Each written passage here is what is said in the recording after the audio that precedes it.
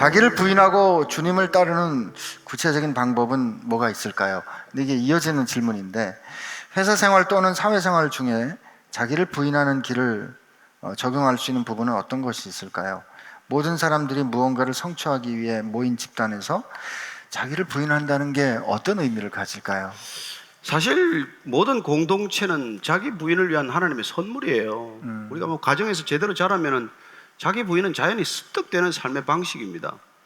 아버지가 뭐 아이를 위해서 희생하는 게 무슨 대단한 일입니까? 당연한 일 아니에요. 아이들이 부모에게 효도하는 게 무슨 대단한 일입니까? 당연한 일이죠. 그런 삶의 원칙 전체가 자기 부인으로 이루어지는 것이죠. 따라서 우리가 십계명 주신 그 자체도 자기 부인의 길이에요. 하나님을 먼저 인정해라고 하는 것이고 이웃을 더 사랑해라 하는 것이기 때문에 사실은 성경 전체의 율법의 그 기본적인 취지나 본질은 자기 부인의 삶의 방식이에요.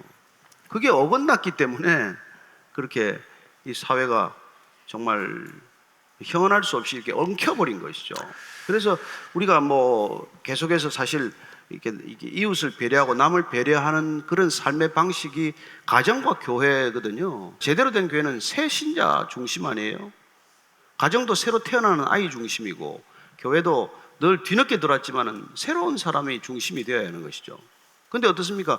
모든 세상적 질서는 오래된 사람들이 기득권을 이루게 되고 기득권적 질서가 점점 뿌리를 내리게 되면은 여러분 그게 사실은 자기 성취의 길로 오해되어서 누구든지 사다리 위로 올라가려고 하고 누구든지 남을 짓밟고라도 올라가고자 하는 그런 욕구를 정상적인 걸로 생각하게 되는 것이죠. 그래서 이 세상적 질서를 우리가 뒤바꿀 수 있는 것은 가정과 교회밖에 없습니다.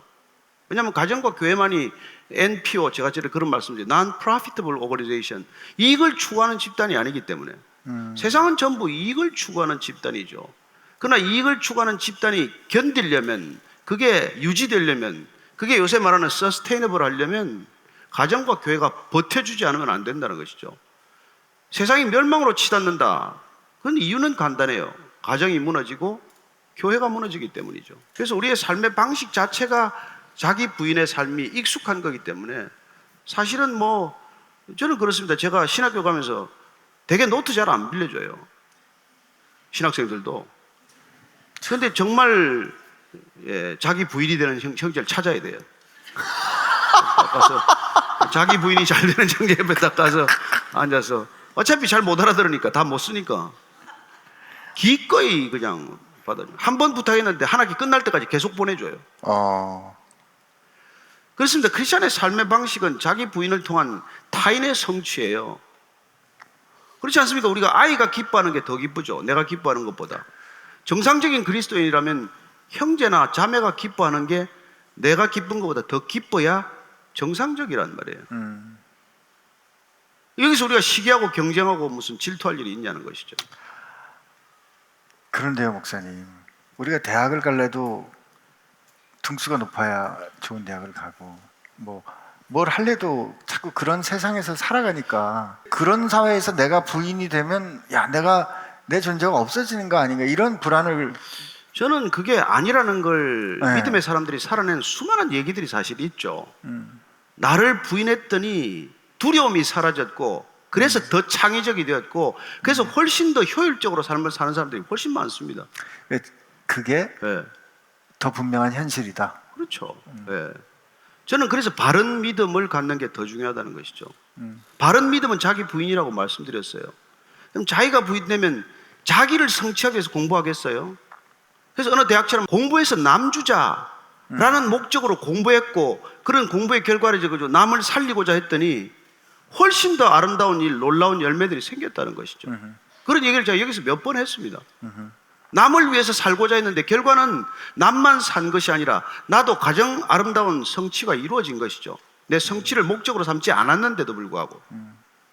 저는 그게 서구 사회 자유민주주의의 기초라고 저는 믿습니다. 내가 그렇게 누군가를 이기려고 애쓰지 않아도 우리가 함께 잘 살 수 있다. 네, 그래서 그렇습니다. 가장 발전하는 길이 뭘까요? 남하고 경쟁해서 발전하는 것도 발전의 방법이죠. 그러나 내가 이기고자 하는 그 사람이 기준되지 않아요. 그러나 신앙이라는 우리가 인간의 차원이 아니라 하나님의 차원으로 오르고자 하는 발돋움이기 때문에 하나님 안에서 어제의 나보다도 오늘의 나를 더 하나님 뜻에 합당하게 살고자 하고, 오늘의 나보다 내일의 내가 더 하나님 뜻에 합당하게 살고자 하는 것보다도 인간이 더 업그레이드 될 수 있는 길이 있겠어요? 고작 우리가 경쟁하는 사람들하고의 경쟁이라는 게 그 수준 아닙니까? 그 사람이 이겼다고 기쁩니까? 적이 사라집니까? 그 사람을 꺾었더니 금방 또 다른 사람이 나타나요. 그래서 평생 불행하게, 평생 힘들게, 평생 시달리며 사는 게 우리 사람의 길 아닙니까? 그러나 그런 이웃을 내가 섬기기로 결정을 하면, 좀 더 잘 섬기고자 어제의 나와 오늘의 내가 경쟁하면, 그러면 그런 스트레스에서 벗어나고도 저는 결과는 훨씬 더 좋은 사람들을 여럿 보았습니다. 정말 진정한 그리스도인이야말로 가장 뛰어난 탁월한 사람이 될 수 있는 지름길이라고 저는 믿습니다. 어중간한 믿음 말고, 주님도 못 따르고 세상도 못 따라가고 세상은 실력이 붙여서 못 따라가고, 예? 교회는 또 주님의 요구가 너무 커서 못 따라가고, 어떡하겠어요? 어딜 따라갈 텐데. 비웃지 마세요. 아니요. 모든 웃음은 좋은데 비웃음만 안 좋답니다.